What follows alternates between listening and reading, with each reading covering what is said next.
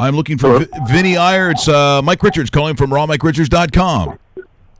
Hey, how's it going, guys? Hey, Vinnie, how you do? Well, not as good as Patrick Mahomes. I mean, yeah. Do we just enshrine him now and call him the best player who ever lived? Yeah, possibly already. Maybe already time. Well, hey, thanks for joining us on the show. But in all seriousness, I don't really recall. Like, I've seen great starts, but I never try to, especially when it comes to a quarterback in the NFL. It's real hard to have that kind of consistency because of the longevity that you need to have. But still, is there anything that you can compare this to, Vinny?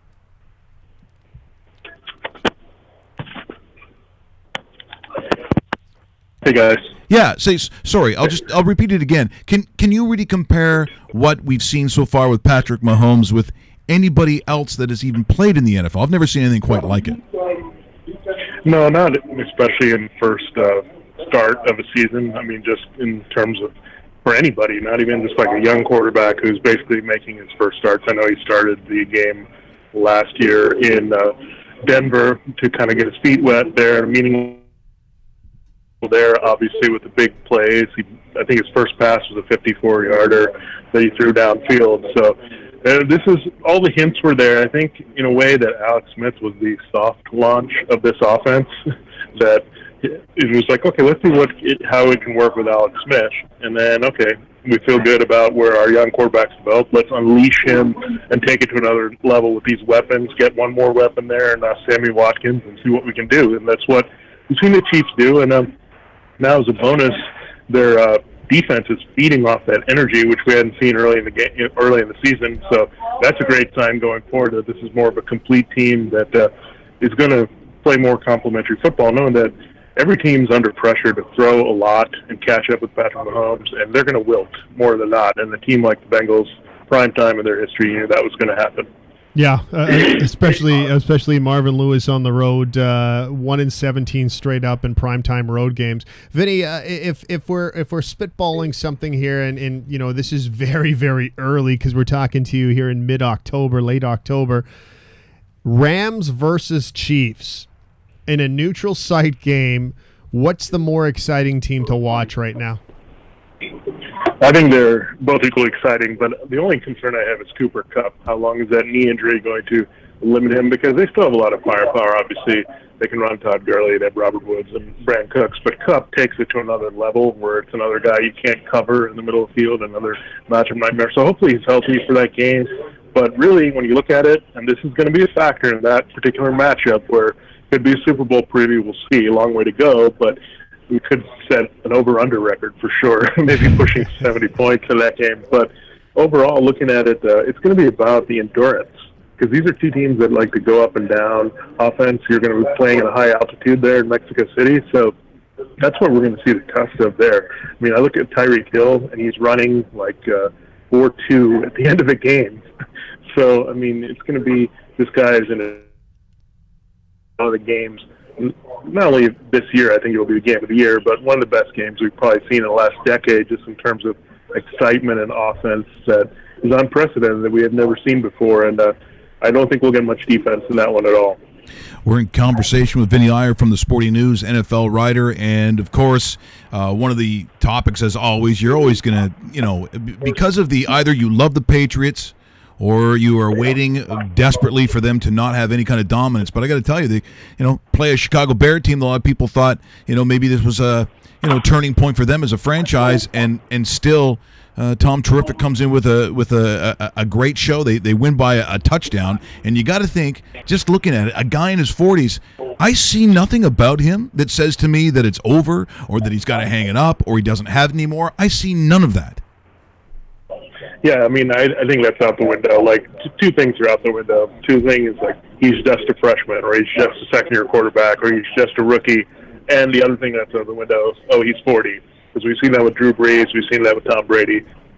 It doesn't matter what age you are right now. I mean, the technology of staying in shape and getting advanced beyond your years and staying healthy to be much younger than you actually are physically, that is the trademark of this particular era of sports. So I think it's amazing to see both ends of it, where people are not too overwhelmed. You have Deshaun Watson and Mahomes and Mitchell Trubisky nothing seems to be too big for them too early. And then you have guys on the end where they've been around for a long time and are still doing it and never really lose what they're doing at this point.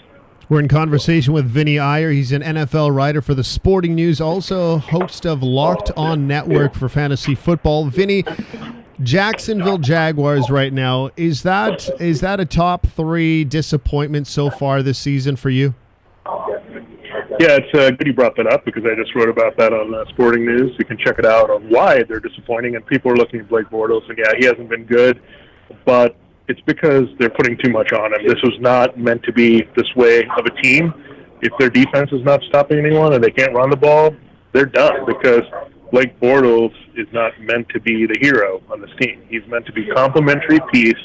He's the guy that's playing off the run, play action, not having to make mistakes, not having to make plays down in a big hole. And now he's contributing to putting them in a big hole with the turnovers and all that as well. So I don't think benching him is really going to help here because I don't feel good about Cody Kessler. I don't feel good about an outside person because this offense is so tailored to what he can do at this point with his mobility and conservative nature, how they wanted to run the offense, that it's hard to put anyone else in there. So I think that's on them a little bit, that it's so Bortles keyed and they were not having contingency there if their running game was not going to live up to what they wanted.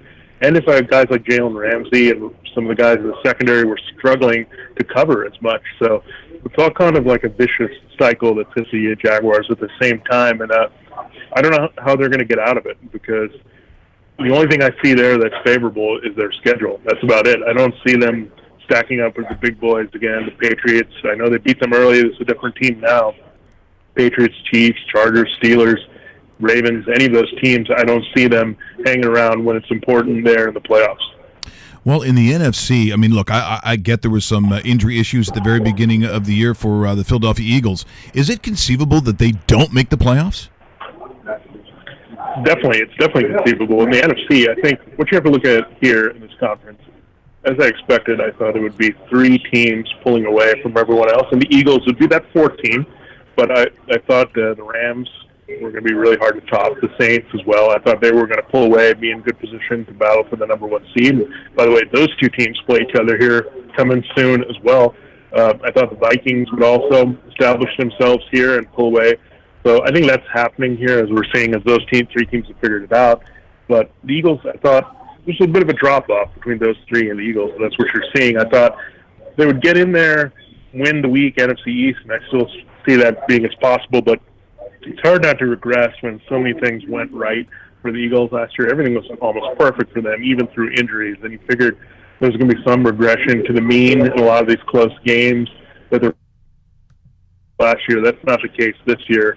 So you figured this was going to happen. Now it's about digging deep and winning this division. Now you have 2 games left with the Redskins, who seem to be week to week on how good this team is. So it's all right there for them, but it's more about the geography of where they are versus how they're actually playing. Vinnie, now this isn't necessarily a fantasy question, but I guess it could be illustrated as one. But I'll take it more of a football management and what a conference room will look like come draft day. Considering every single week we see kickers winning games, missing converts, getting cut, hitting crossbars, is there going to be more of an emphasis moving forward where NFL teams will actually start drafting kickers because the importance of the position and how they can't afford to actually lose these games like we saw yesterday in the dying seconds of the game? Well, it's really hard to tell because there's teams that actually drafted kickers there. Daniel Carlson, the Vikings picked him up in the draft. He just didn't work out. I think it's just about finding a guy with 2 things. Number 1, you want that consistency and accuracy under 50 yards. Sometimes you're not going to have that big leg guy. He's going to be more erratic. So you have to decide which kind of kicker you want, what kind of team you want to be. So I think I want to look for a guy that's very consistently accurate inside 50 and may not go for the big leg guy that is going to hit some way off to the right, boom some other ones home. So I just want a consistent player there. It's really hard to find just because now there's a lot of pressure even on the extra points being 33 yards and all that stuff. So if you look at this kicker, elements, it's really hard to figure out. I mean, there's a reason a guy like Matt Bryant, who plays most of his games indoors, has been one of the best kickers there in the game. And I think with Justin Tucker, you look at some of the kicks that were missed. Some weather definitely was an issue in terms of maybe how guys were overcompensating there. That's going to happen in November, December. But I think that miss actually makes you appreciate what Justin Tucker's done more, that he hasn't missed him that long, that we just take it for granted that these guys are hitting it. And I think maybe that's a reminder that you can't. It's a tough thing from week to week. Well, Vinnie, watching Baker Mayfield's face, his jaw basically hitting the turf when they hit that 59-yarder. But the one thing I'll say about the Cleveland Browns, they're 2-4-1, but, considering that they play everybody tight, are we saying that this is kind of the beginning of a new era of a competitive Cleveland Browns? I mean, I get the division they're in, but can we look at this as sort of a jump-off point for this franchise finally? Yeah, I mean, you look at the Browns, and I wrote this earlier that I thought they were going to have a lot of positive things that were going to happen this season once Baker Mayfield was in there. But the problem is how many things they're doing well offensively and defensively. I think the coaching was still going to cost them, and some of the situational things, not getting the ball to the right guys. I mean, I get it that Jarvis Landry and David Njoku were doing well, but really the third guy they should have involved more was Damian Ratley. They've tried too much with this Antonio Callaway thing.